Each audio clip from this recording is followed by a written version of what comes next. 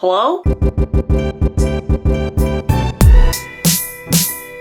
Hello! A couple months ago, I posted a video using a nail steamer to remove my polygel nails, and in that video, I said that I would do a follow-up using it on just gel polish. So that is what today's video is. Nothing else to really say in this intro. The video is pretty straightforward, but if you did miss my polygel removal using the steamer, I will link it in the top right-hand corner of this screen. As always, everything that I use will be listed in the description box below. Thank you guys very much for watching. Thank you for subscribing and staying subscribed, and let's get into it.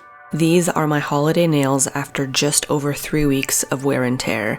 Considering how rough I was with my hands over the month of December, I think they look pretty good. If you missed the tutorial for this manicure, I will link it in the description box below. Normally, to remove gel polish, I would just wrap my fingers either with cotton balls soaked in an acetone solution and foil, or cotton balls soaked in an acetone solution and nail clips that I picked up off of Amazon.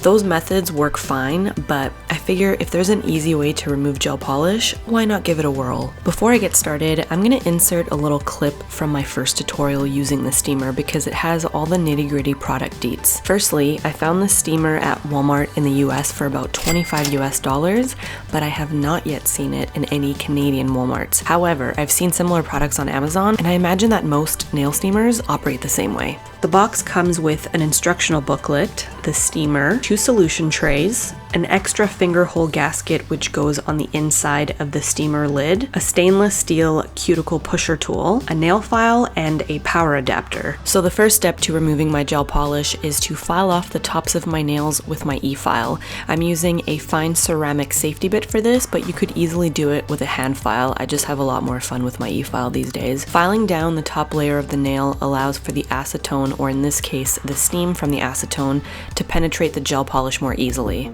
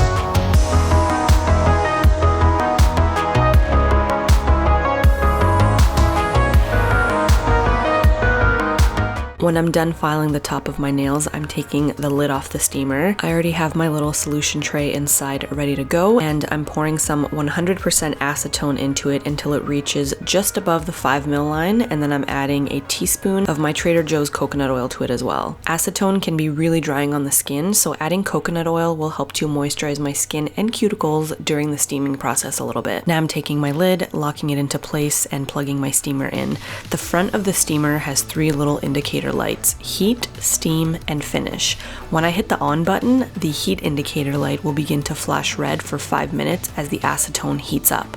After the 5-minute mark, the heat indicator light will stop flashing and change to a solid red, and the green indicator light will appear, which means that the acetone is heated up and ready for steaming. In my polygel removal video, I completely submerged my fingertips in the acetone, but in today's video, I used less acetone, and I'm actually just dangling my fingers above the solution tray and allowing just the steam to work its magic on my gel polish. So I'm once again forming a little T-Rex claw with my hand, but I'm not actually submerging my fingers in the acetone. I'm just holding them up above it.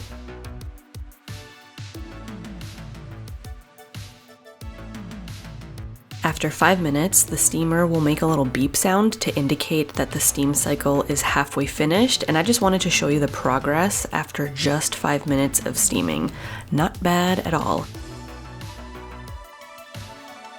I then put my nails back in the steamer and completed the remaining 5-minute steam cycle. Once the steam cycle is complete, the steamer will make a longer beep sound and the yellow finish indicator light will appear. I gotta say, this steam sesh completely demolished not only the gel polish, but the structure gel that I had on as a base. It is so satisfying to look at. I'm now taking my cuticle pusher tool and I'm just gently scraping off the gel polish. But honestly, the gel polish softened so much that I didn't really even need to use my tool to scrape it off. I just used my fingernails for the majority of the nails because the gel crumbled off so easily. I did have a couple stubborn spots on the very tips of some of my nails, but I wasn't too worried about it because it's nothing that my gentle nail file couldn't take care of.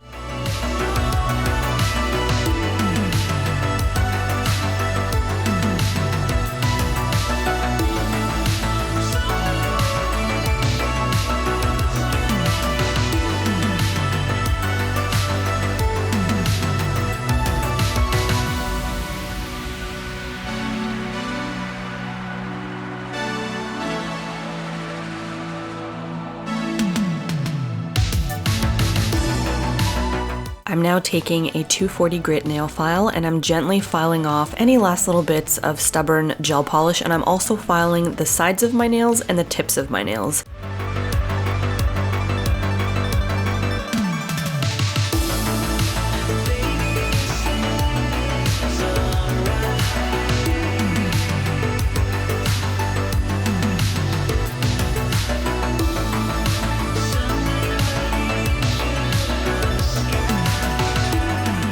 Halfway through doing this, I switched over to a buffing block, which will further smooth out the tops of my nails. And once I'm happy with how everything looks, I'm just trimming my uneven thumbnail because it was driving me crazy. And then I'm cleaning up my workstation with my Dyson, and then I'm going off camera to wash all of the dust off my nails.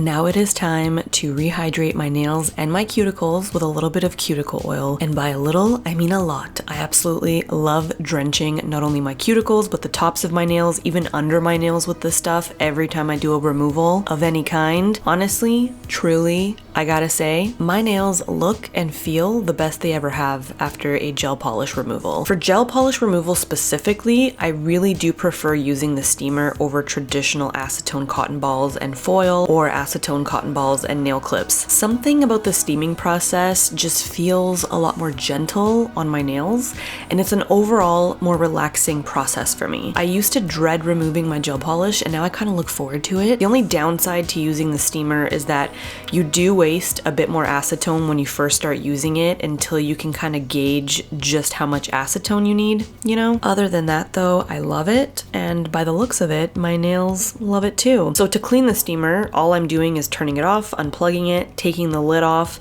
and removing the little solution tray and pouring out the acetone. I then wash the solution tray with a little bit of warm water and soap, and I wipe down the inside of the steamer with a paper towel.